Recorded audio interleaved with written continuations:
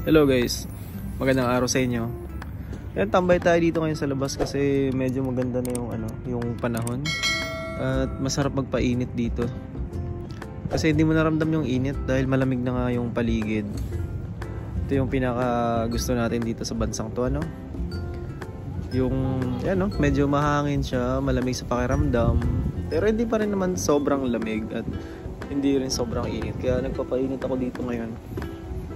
At ayun nga balita dito sa Canada, so marami ng mga kababayan natin yung mga napapauwi sa iba't ibang panig ng Canada dahil nga sa pabago-bagong mga routes dito.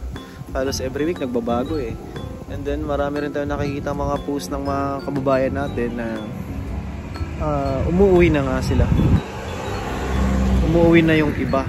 Pero hindi naman lahat, no?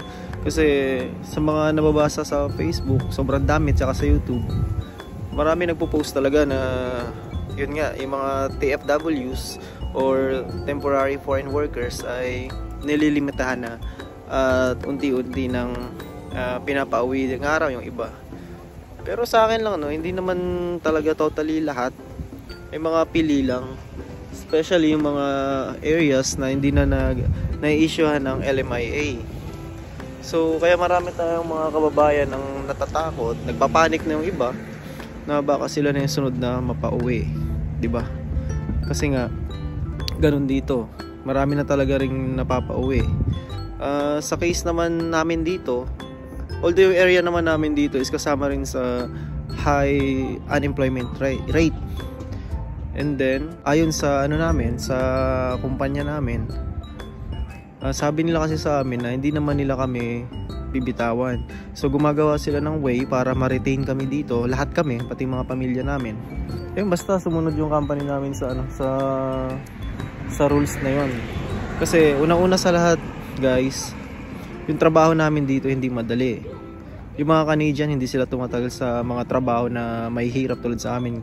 Kasi fabrication kami, talagang welder, bakal, buhat ng bakal, mano-mano. Although may crane, hindi pa rin kasi hindi pa rin sapat yun dahil yung environment ng trabaho namin ay fast pace. Kaya wala talagang tumatagal na mga puti doon. Minsan nag-hiring, dami nag-apply, ang tinagal lang 1 linggo, may iba 1 araw, hindi na bumabalik kasi nga mahirap talaga yung trabaho dun sa amin. Kaya kung aalisin lahat ng temporary foreign workers, especially sa industry namin na mabigat yung trabaho, walang tumatagal, so walang mga Canadians na pupuno doon sa positions namin. Kaya nga nag-decide yung employer namin na kumuha ng mga temporary foreign workers para tumagal doon sa pwesto na yan. Kasi tayo namang mga Pilipino matyaga tayo, yung pagod iindahin lang natin. Magrereklamo tayo nakakapagod pero tuloy-tuloy pa rin tayo sa trabaho. So ayun, hopefully guys, lahat ng temporary foreign workers na katulad namin dito ay mabigyan tayo ng magandang laban ba kung na kasi nandito na tayo tsaka yung iba dito na rin yung mga families nila, nakapag-start na tayo dito, nakapag-adjust na tayo, alam na natin kung paano dito mamuhay, nakakasunod na tayo, kumbaga na-adapt na natin. Kaya nakakalungkot naman kung uuwi tayong lahat, pero kung yun talaga, dapat maging handa lang tayo. Advice ko lang, kung talagang ganun na yung kutob ninyo sa status ninyo, habang may oras pa, mag-ipon na lang, mag-ipon para at least kung mapauwi tayo, may dala-dala tayo kahit papano, kasi alam naman natin na magastos talaga dito sa Canada. Pero yun, ako nga positive lang kahit anong mangyari, diba?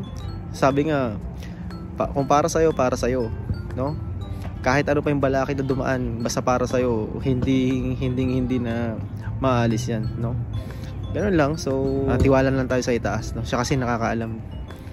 So guys, hanggang dito na lang. Yun lang yung masasabi ko regarding yun sa mga news na nag-spread out sa Facebook and YouTube and TikToks and any other social medias. Sa mga kababayan natin dyan, laban lang tayo. Huwag kayo panghinaan ng loob. Kung hindi man tayo para dito, malay mo may mas magandang plan si Lord para sa atin, Ganun, basta stay positive lang. Dasalan tayo palagi, Ganun lang. wala kang dapat panghinayangan, no? Yung makapunta ka pa lang dito sa lugar na to na napakahirap makapunta, madaming umaasam dito, tapos nandito ka, ay dream come true na yan, no? Kaya basta lagi lang tayo maging handa para kahit anong mangyari, prepared tayo, no? Wala tayong pagsisisihan. So yun lang, hanggang dito na lang. See you in my next one. Bye bye.